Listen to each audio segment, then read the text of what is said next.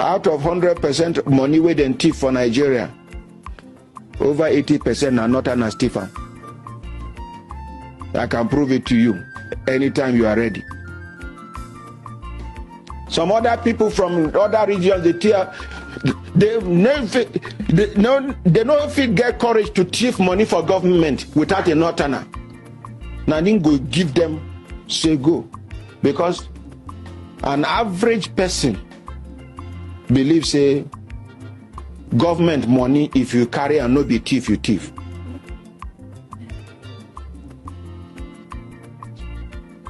Make I talk am the way it be, so that if adjustment go happen, make it happen.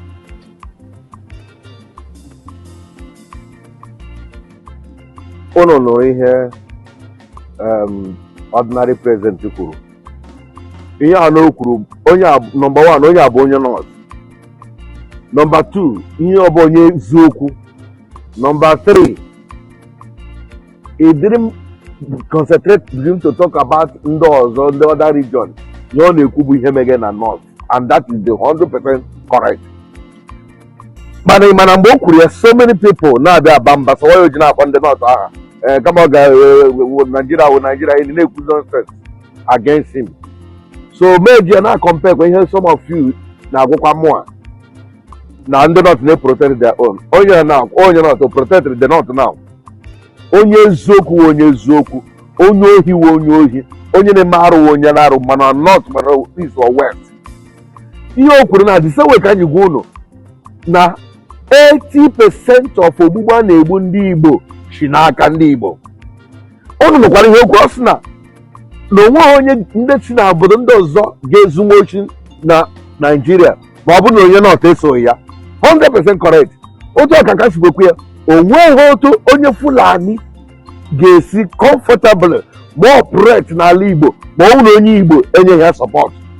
It's either the government is supporting them, or the Sunni freedom, no Shinda is supporting them or working with them, or boys who is supporting them, or the politician, because due to our investigation, on the Igbo politicians where Fulani was sometimes half bank and bag or job. Both for the Igbo politician where Nama we call it there, or Hejilade makes their ambition. So now Fulani Budumadu only Igbo wouldn't them make all the or Yabu Nandi Barankati Hane Meanaga.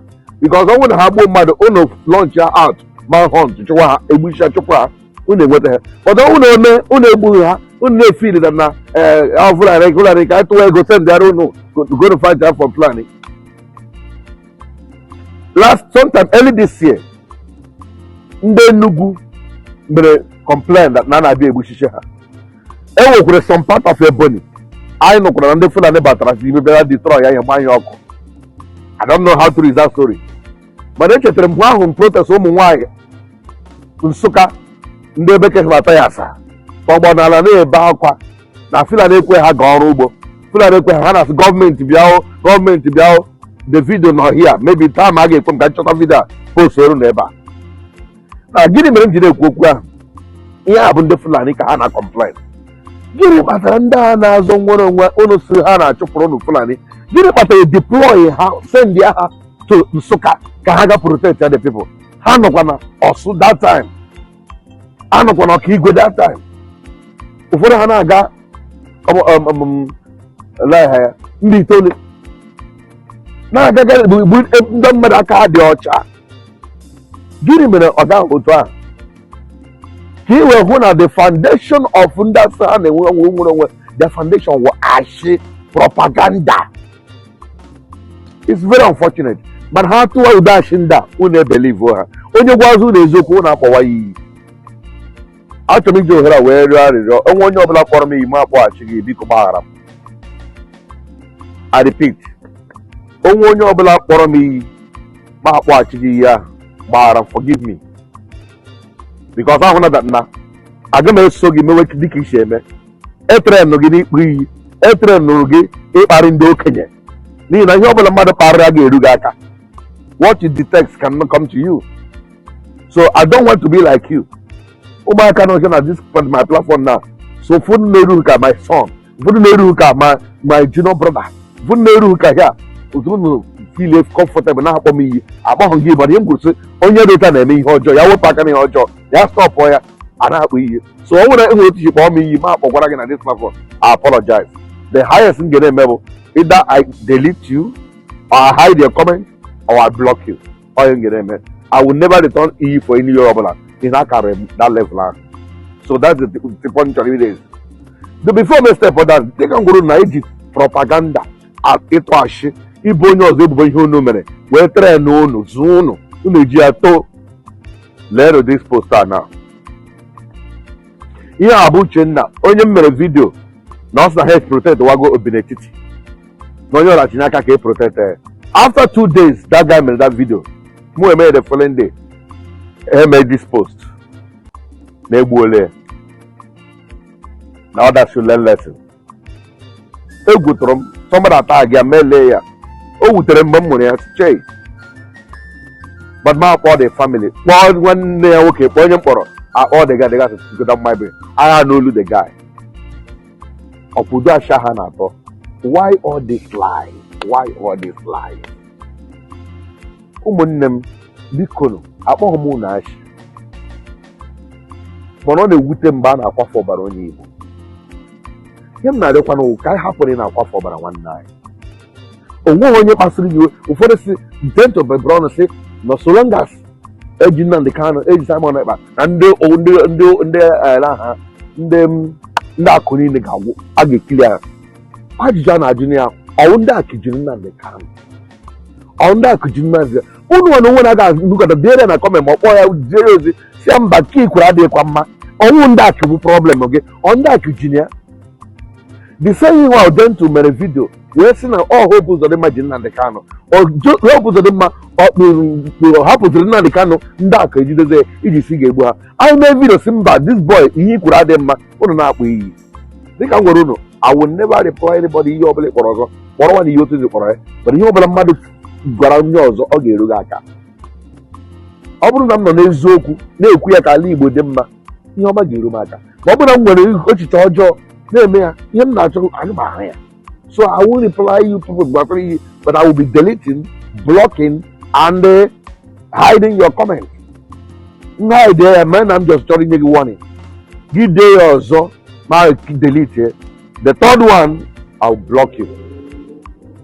I block all so many people. I've been very happy, very, very happy. The one thing about blocking, you won't see my post anymore. Unless you change your account also. You change the account, maintain the same type of comment. You will receive blocking. We cannot comfortably come home. I am a misery. I am a church lot as well. And I'm more a lot. That's when you did not fight this insecurity. Oh, more about the trauma about Igbo ruler. Chetan Iborola won't know that what you have a bin. Ain't not even Rutulo, that's one. Number two, Igbo, onion method development. We try development that co-ruler. How that development rule? Omu Igbo Jeji number. Umu you not gonna prison. I lost a baby with all. No anymore here. We can deter if I were. I don't want all I know cook here.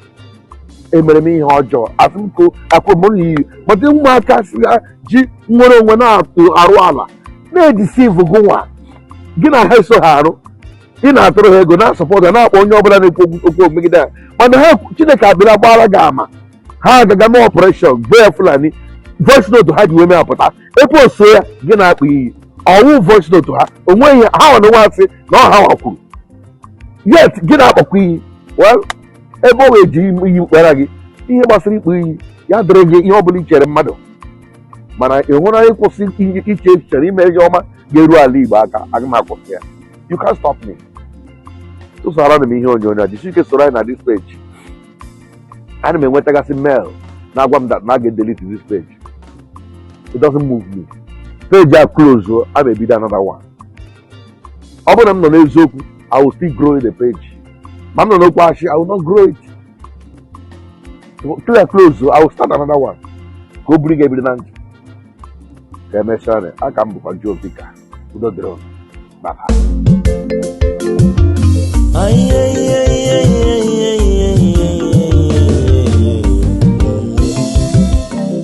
If you no get information, you are already deformed. Why not go to your YouTube? Jovika TV. Hey, you want come for Facebook? Jovika TV. Instagram and Twitter. Jovika TV. Abi you want them for TikTok? Jovika TV. Abi na WhatsApp you want them? Jovika TV.